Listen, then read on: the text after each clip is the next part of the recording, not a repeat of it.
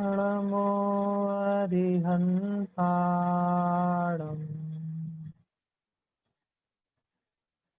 नमो सिद्धाणम् नमो आर्याणम् नमो वज्रायाणम् नमो लोय सवसाहूणम्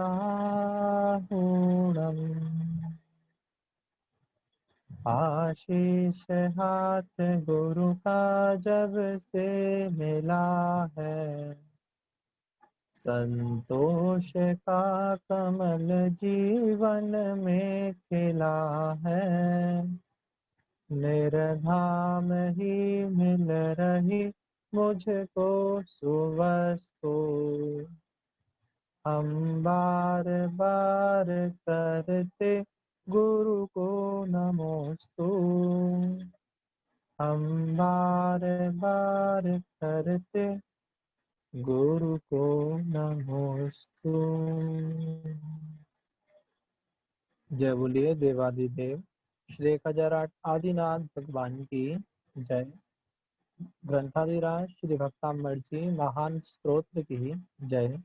ग्रंथकर्ता आचार्य मान तुंग स्वामी की जय। कल अपना 27वें नंबर का काम हो गया था, है ना। 26वें नंबर 27वें नंबर का, उसमें क्या पढ़ा था अपन ने? है कोई उम्मीदवार?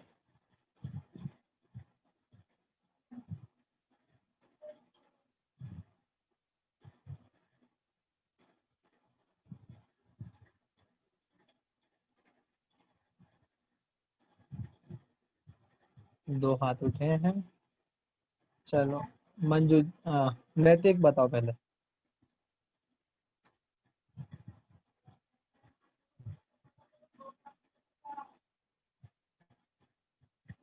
नैतिक अनम्यूट करो।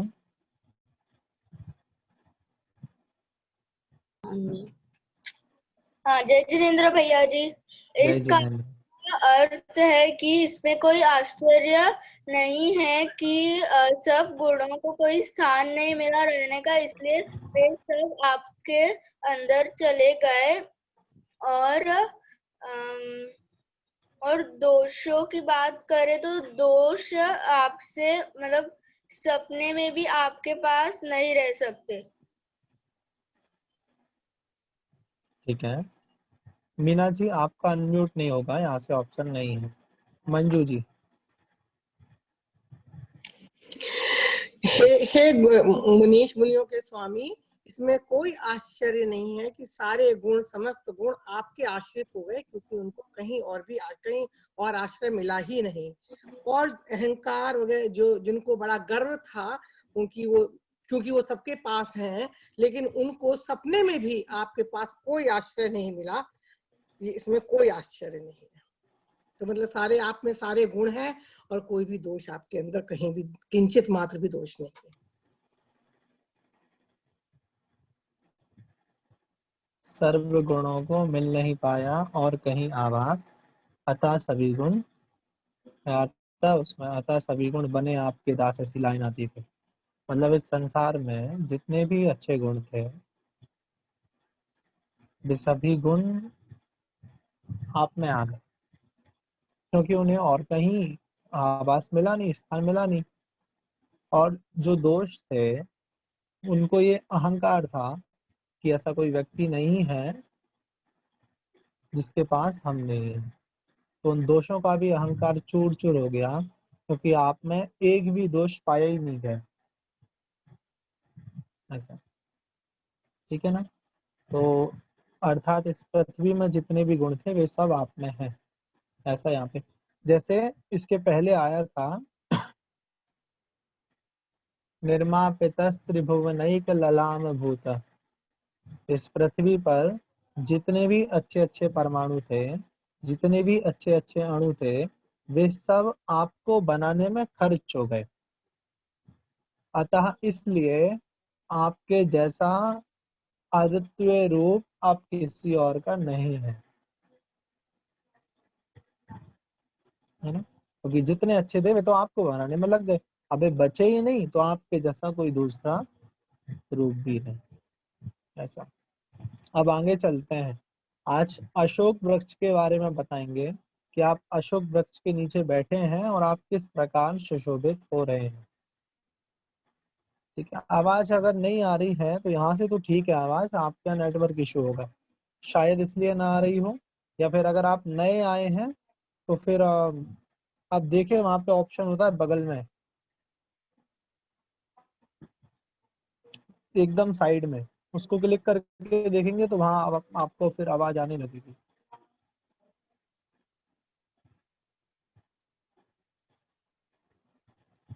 आइए अपन आगे चलते हैं।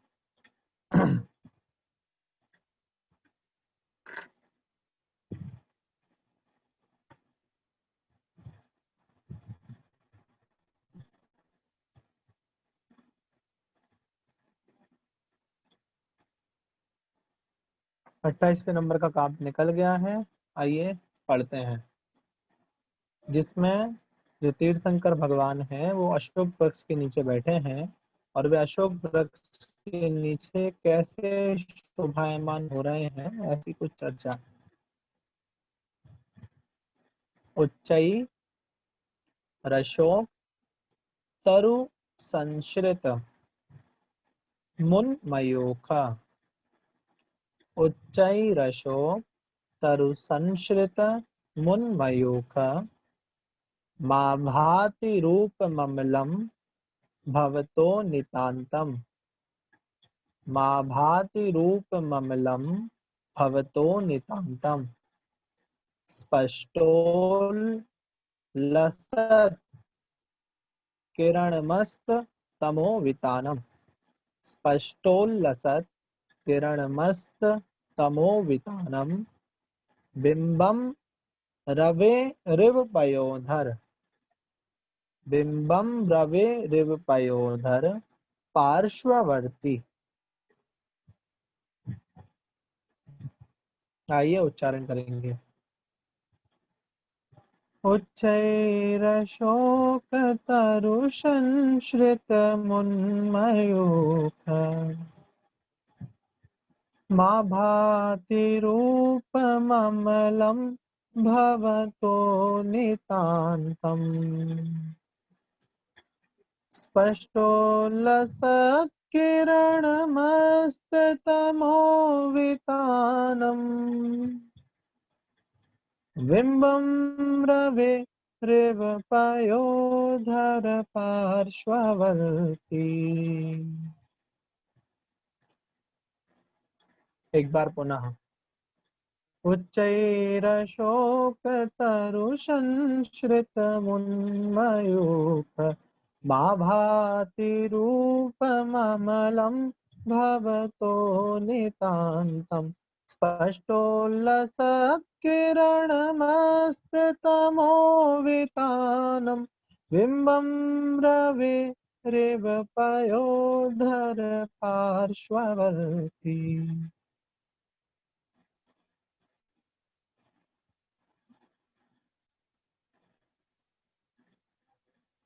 कविता जैन उच्चारण कीजिए।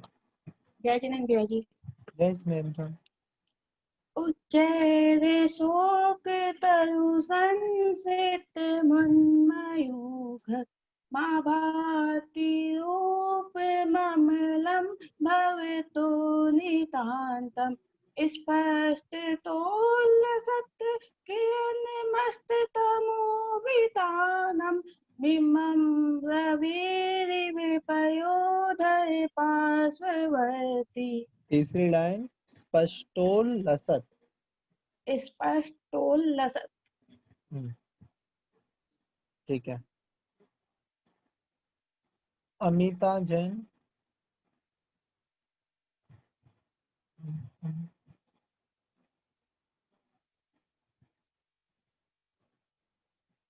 नहीं हुआ शायद उनका। अर्चना जी कोटा।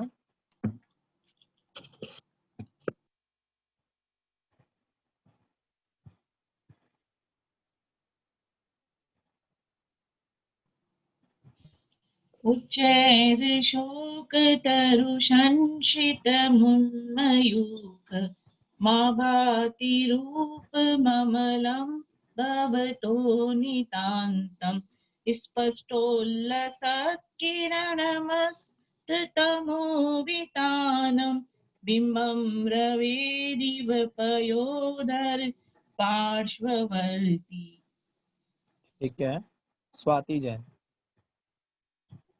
जय जिनेन्द्र भैया जी। जय जिनेन्द्र।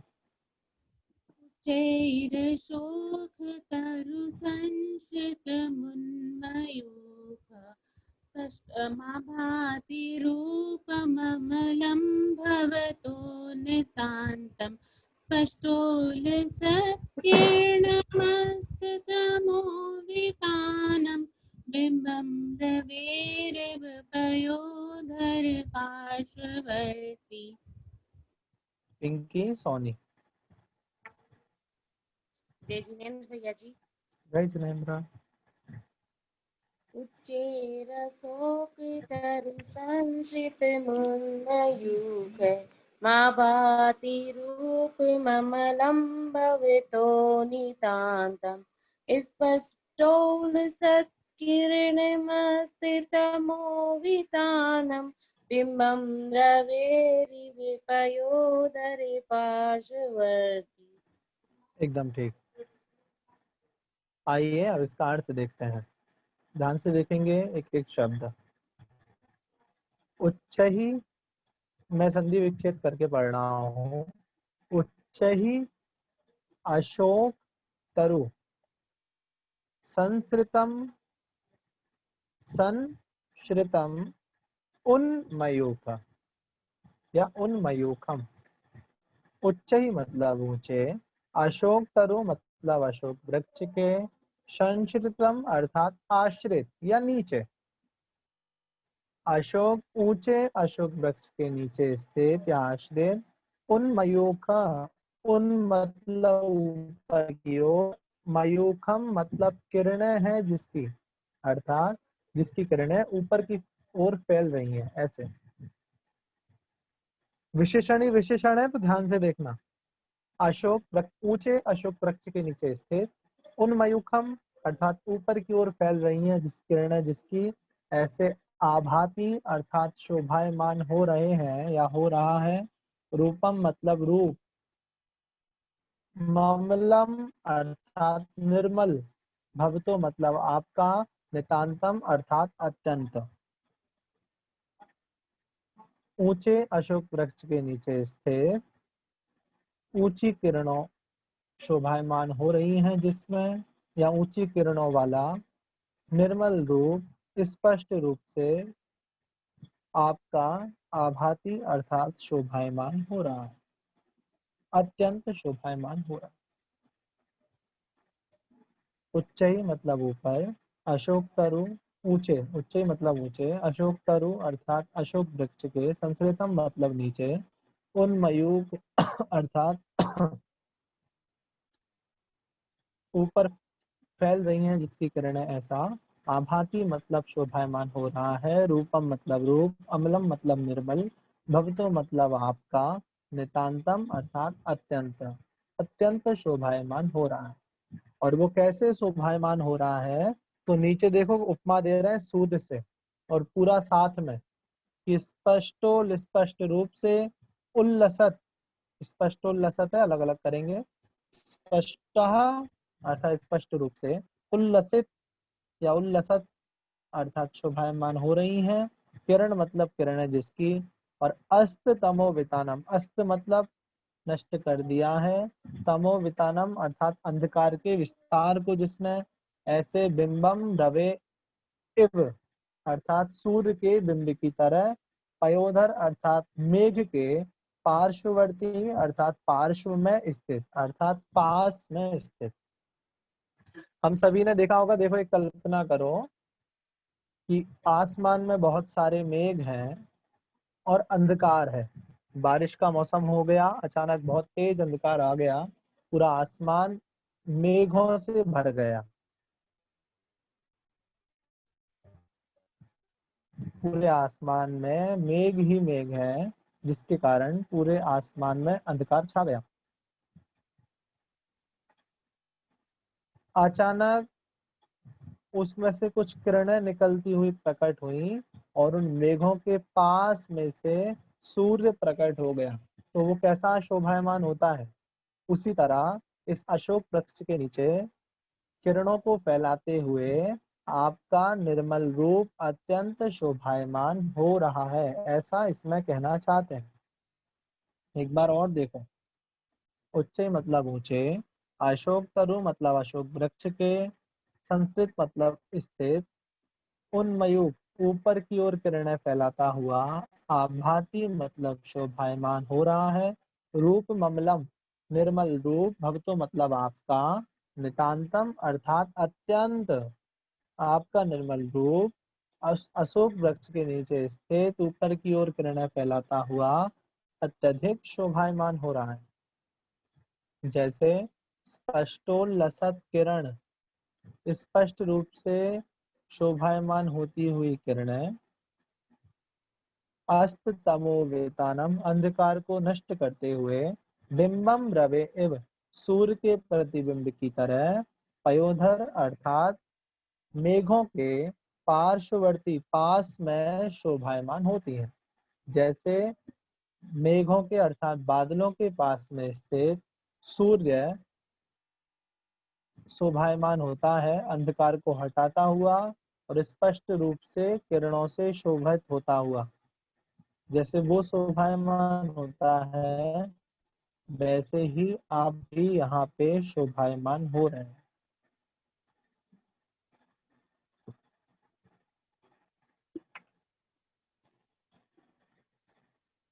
समझ में आ रही? यहाँ पे कल्पना करना पड़ेगा आपको कि जब वो देखो अशोक वृक्ष जो होता है ना, ध्यान से सुनना, अशोक वृक्ष भगवान से 12 गुना ऊंचा होता है।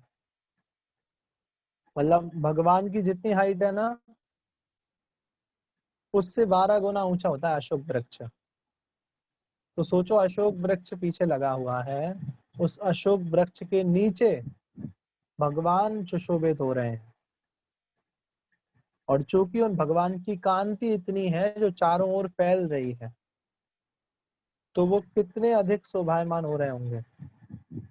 नीचे उदाहरण से उन्होंने घटित करा है कि शायद जब बादल, जैसे बादल आकाश में छा जाते हैं और उस बादलों के अंधकार को मिटाते हुआ किरणों से शोभित कोई सूर्य शोभायमान होता है, शायद उसी तरह या वैसे ही जिनेंद्र देव उस समव शरण में शोभायमान हो रहे हैं, जिनका तेज चारों दिशा में फैल रहा है, जिनके ऊपर अशोक वृक्ष लगा हुआ है, स्थित है, या जो अशोक वृक्ष के नीचे स्थित है।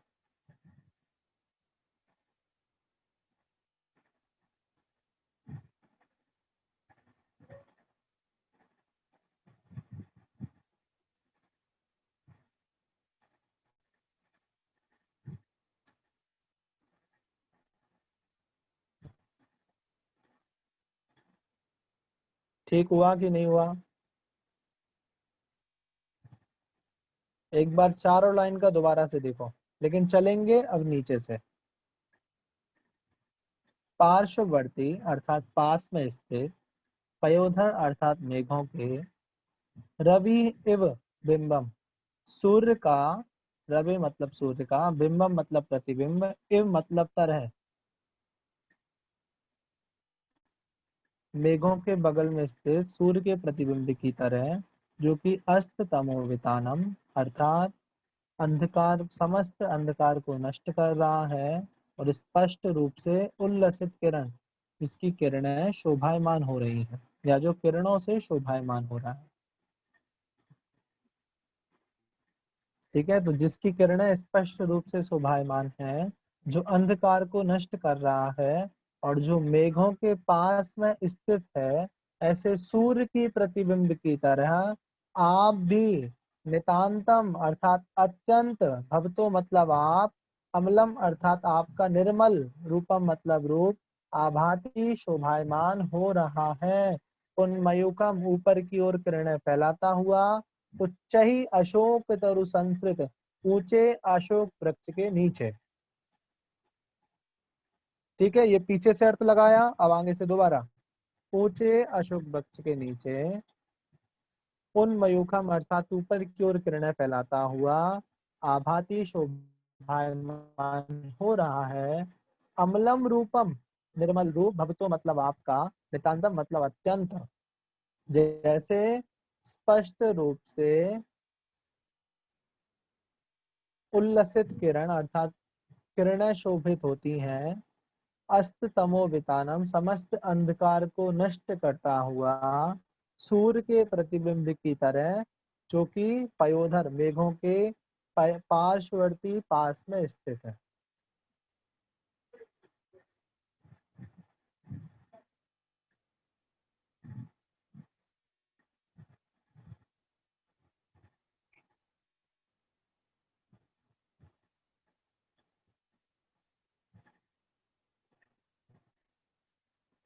ठीक है,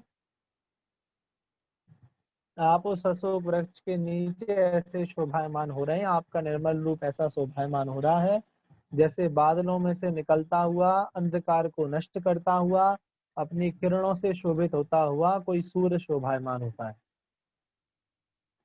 सूर्य के 3 विशेषण हैं, किरणों से शोभित, अंधकार को नष्ट करता हुआ और मेघों के पास से निकलता हुआ। जैसे कोई सूर्य शोभायमान होता है, उसी तरह अशोक वृक्ष के नीचे अपनी किरणों को ऊपर फैलाते हुए आपका निर्मल रूप अत्यंत शोभायमान हो रहा है। ऐसा इस 28वें नंबर के काव्य में कहा गया है।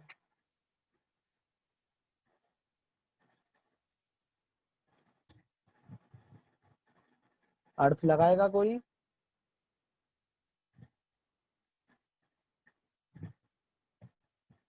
नैतिक।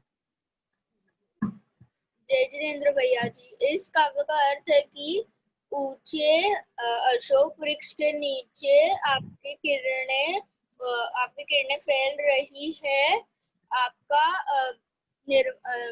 ऊंचे अशोक वृक्ष के नीचे आपके ऊंचे अशोक वृक्ष के नीचे आप शोभायमान है, आपकी किरणें ऊपर तक फैल रही है। ऐसे निर्मल रूप वाले आप अत्यंत शोभायमान हो रहे हैं, जैसे स्पष्ट रूप से सूर्य की किरण, कोई भी सूर्य की किरण अंधकार को नष्ट करती है। सूर्य की मेघों के बाजू में से निकलती हुई। ठीक है, शिल्पा जैन।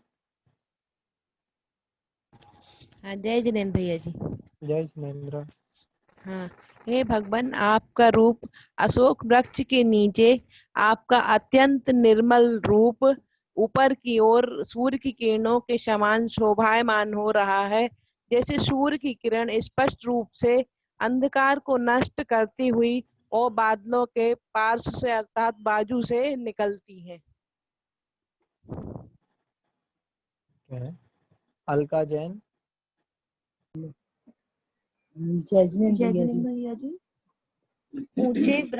ऊंचे वृक्ष के नीचे आपका निर्मल रूप ऊपर की ओर प्रकाशित हो रहा है, जैसे अंधकार के छा जाने पर सूर्य की किरणें सारे अंधकार को दूर कर देती है, वैसे ही आपका निर्मल रूप समोसरण में सभी को प्रकाशित कर रहा है।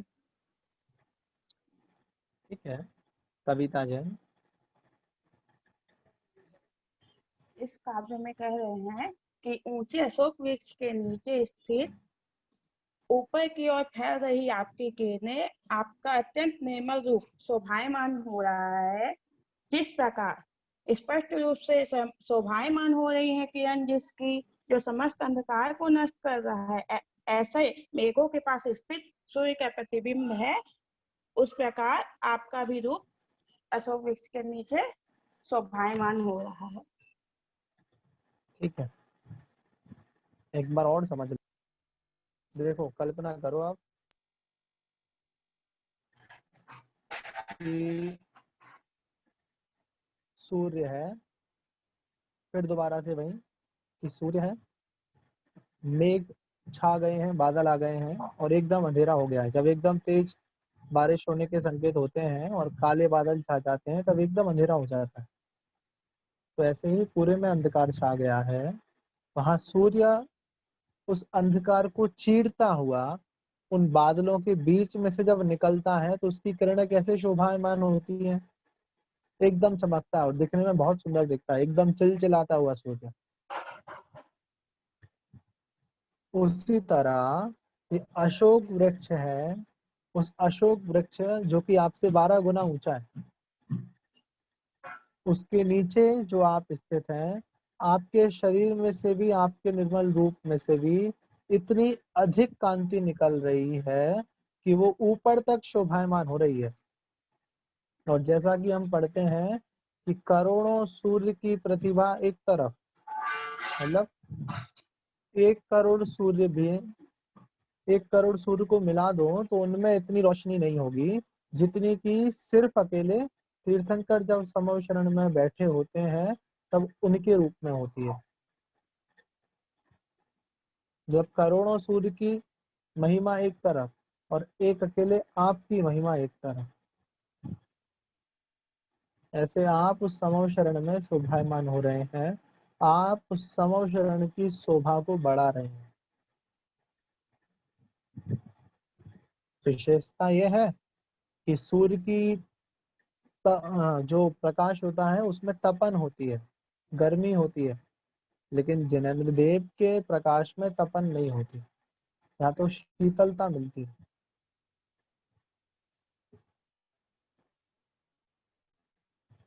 ठीक है, समव शरण का वैभव सभी को पता है, तो समव शरण कैसा होता है, वहाँ श्री जी कैसे विराजते हैं, वहाँ की महिमा कैसी क्या होती है ना। ठीक है ना।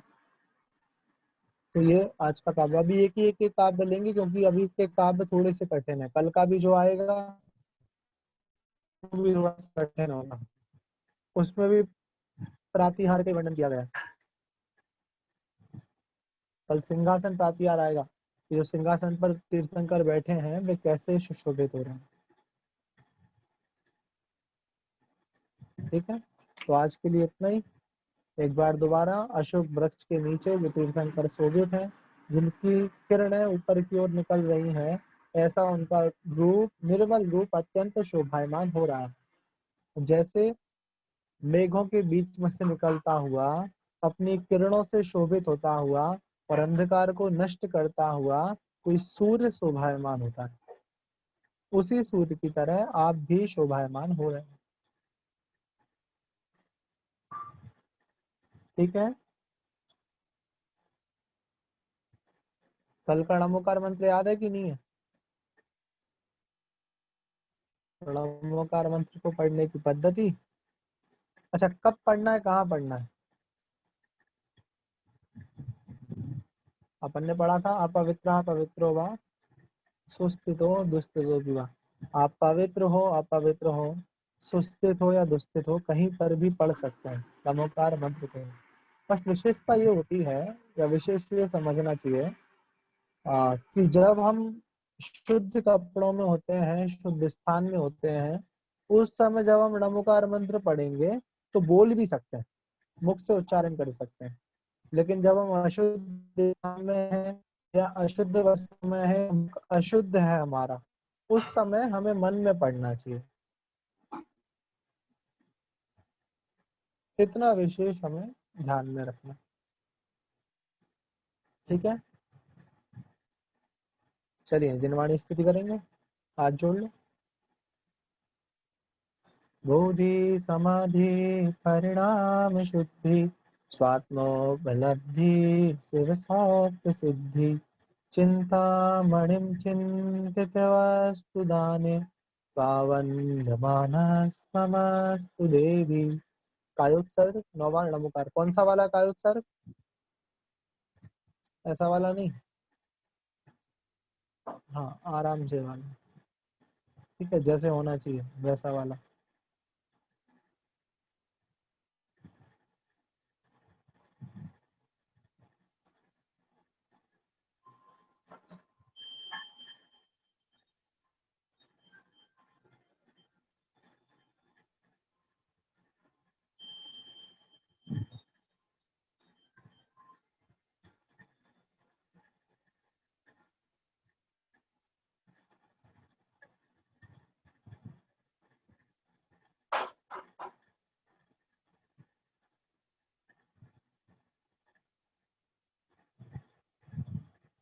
जय बोलिए पंच परमेष्ठी भगवान की जय।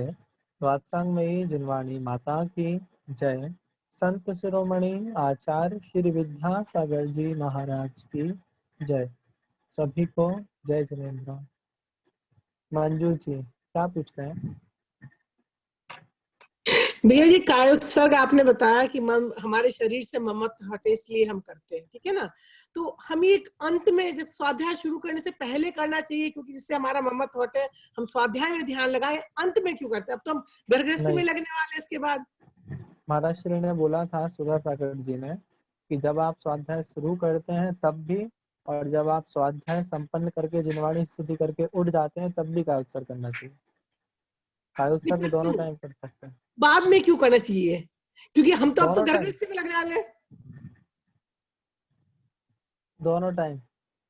दोनों टाइम, अच्छा। मुझे मतलब लॉजिक समझ में नहीं आया। एक स्थापना का, एक निष्ठापन का। अच्छा, मतलब एक तरह से विसर्जन। अच्छा, समझ गया।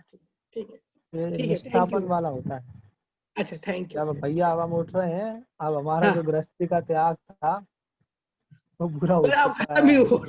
ठीक है, और अब 5 बज गए तो हमें खाना बनाना है। ठीक है भैया, थैंक यू। जय जिनेन्द्र, जय जिनेन्द्र भैया, थैंक यू। ठीक है, चलिए Thank सभी को जय जगन्नाथ।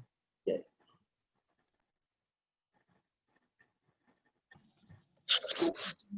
जय जय जिनेन्द्र भैया जी। जिनेन्द्र।